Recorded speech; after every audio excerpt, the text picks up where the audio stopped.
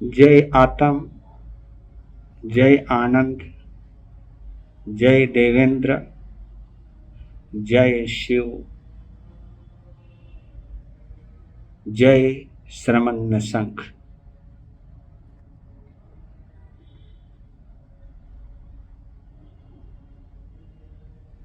मेरे जीवन निर्माता, सदमार्गदाता सदगुरुदेव श्री प्रेम सुख जी महाराज साहब के चरणों में शत शत वंदन करता हूं। सामाजिक ज्ञान के ज्ञाता, व्याख्याता और समयकालीन सुधारों के प्रस्तोता, उपाध्याय प्रवर गुरुदेव श्री रविंद्र मुनि जी महाराज साहब, जिनका 45वां दीक्षा दिवस 2 अक्टूबर को गुड़गांव श्री संघ के तत्वाधान में तथा सूत्रागम प्रकाशन समिति की देख रेख में अनेक रचनात्मक कार्यों की संकल्पनाओं के साथ मनाया जा रहा है। स्थानकवासी श्रमण संघीय परंपरा में उपाध्याय श्री रविंद्र मुनि जी एक सर्वविदित और सर्वज्ञात नाम है। यह नाम उन्होंने अपनी श्रमण संघीय सोच और निष्ठा के आधार पर कमाया है। श्रमण संघ उपाध्याय श्री जी की दिनचर्या का एक महत्वपूर्ण हिस्सा है। 1200-1300 साधु साध्वियों के श्रमण संघ को वे अपना परिवार मानते हैं। उपाध्याय श्री जी मेरे शिवाचार्य भगवान के परम विश्वस्त मुनिराज हैं। श्रमण संघ विकास फंड तथा ऑनलाइन एजुकेशन के वे प्रेरणा स्रोत और रचनात्मक सहयोगी के रूप में उभर कर सामने आए हैं। 2 अक्टूबर से उपाध्याय प्रवर जैन धर्मोपदेष्टा गुरुदेव श्री फूलचंद जी महाराज साहब, जिनको पुप्त भिक्षु के नाम से भी जाना जाता है, उनकी वर्षों पुरानी संस्था सूत्रागम प्रकाशन समिति के द्वारा संचालित अनेकांत विहार को एक नया स्वरूप देने की शुरुआत की जा रही है। पुप्त भिक्षु गुरुदेव श्री जी का प्राचीन हस्तलिखित तथा प्रकाशित ग्रंथों का एक वृहद ग्रंथालय है, जिसका पुनरुद्धार करने का शुभ संकल्प लिया गया है, जहां से संत समाज को तथा श्रावक समाज को एक नया जीवन दर्शन प्राप्त होगा। उपाध्याय श्री जी परम सेवा भावी, गरीबों के मसीहा, संघ गौरव गुरुदेव श्री प्रेम सुख जी महाराज साहब के ज्येष्ठ व श्रेष्ठ शिष्य रत्न हैं। जहां गुरुदेव श्री प्रेम सुख जी महाराज साहब सेवा, संस्कार और सुधारों के सिद्धांत अध्येता तथा प्रेरणास्पद संत रत्न थे, वहीं उपाध्याय श्री जी भी एक मानस मर्मज्ञ, जन चेतना के संवाहक, दूरदृष्टा संत रत्न है। मैं गुरुदेव श्री जी प्रेम सुख जी महाराज साहब को अगर आज का महावीर मानता हूं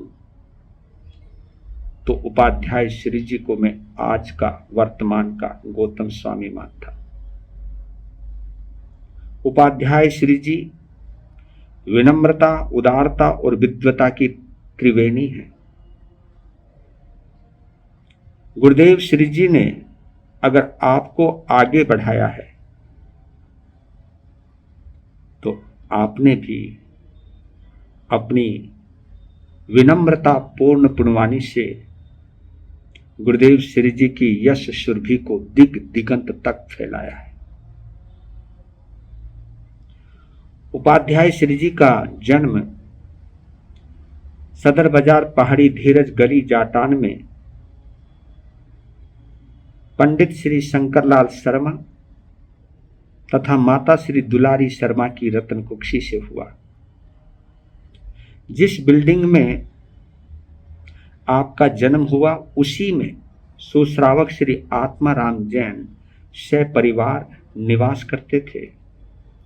उन्हीं की प्रेरणा से आपके पिता श्री जी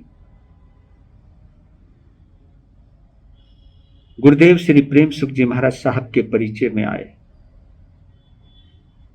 एक दिन गुरुदेव ने पंडित शंकरलाल जी से पूछ ही लिया कि पंडित जी आपके कितने बच्चे हैं। जवाब दिया गुरुदेव श्री जी कुल 7 संतान हैं, जिनमें 6 पुत्र हैं और 1 पुत्री है। दूसरा सवाल पूछा गुरुदेव ने, क्या पंडित जी आप मुझे अपने सबसे छोटे पुत्र को दे सकते हो? सहजता से जवाब दिया, अगर छोटे का मन हुआ आपके पास आने का तो मैं इनकार नहीं करूंगा। गुरुदेव ने कहा कि आप छोटे से पूछ कर देख लीजिए। पंडित जी ने अपने छोटे पुत्र रविदत्त शर्मा से पूछा कि आप गुरुदेव श्री प्रेम सुख जी महाराज साहब के चरणों में जैन संत बनना चाहोगे? तो उन्होंने इस बात को सहजता से स्वीकार कर लिया। है ना कमाल की बात। ना गुरुदेव श्री जी ने अपने भावी शिष्य को देखा और ना ही भावी शिष्य ने अपने भावी गुरुदेव को देखा। संयोग की प्रबलता ने एक दूसरे को एक दूसरे से जोड़ दिया।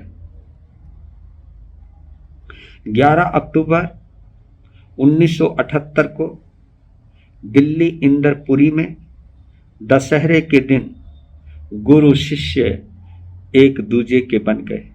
देखते ही देखते रविदत्त शर्मा रविंद्र मुनि जी में तब्दील हो गए।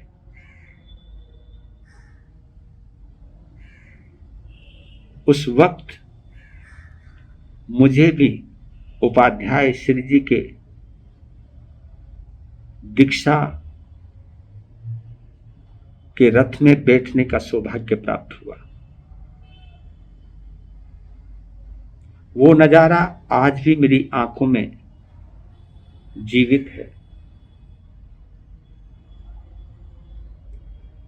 मैंने पहली बार किसी माँ बाप को मुस्कुराते हुए जैन भागवती दीक्षा की आज्ञा प्रदान करते हुए देखा। उपाध्याय श्री जी ने फिर पीछे मुड़कर नहीं देखा। हम दोनों का वैराग्य काल के साथ साथ अध्ययन काल भी साथ साथ चला।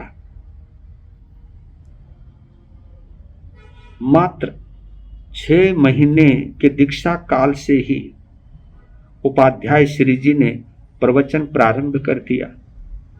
स्वाध्याय और गुरु सेवा का एकमात्र लक्ष्य आगे रखते हुए उपाध्याय श्री जी शरमन संघ में बौद्धिक सुधार और उदारवादी संस्कृति के प्रतीक बनकर उभरे।